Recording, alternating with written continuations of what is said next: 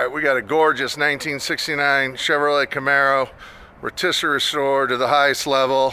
It's got a Dart 502, professionally built engine, heads, 600 plus horsepower, billet, chrome, stainless steel, everything. It's got a Detroit Speed engineering front end, air conditioning,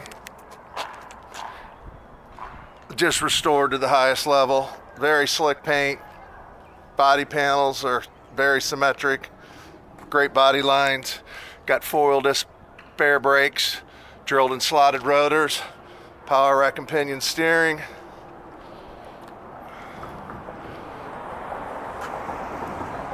Top is like new.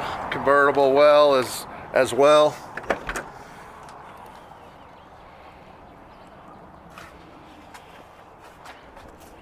Triple black car with gray accents on the seats. Got a 4-speed automatic transmission, TCI built. Got a TCI Street Fighter shifter, Alpine head unit, custom gauges. You have retractable seat belts in the front, seat belts in the back. Got a killer exhaust system.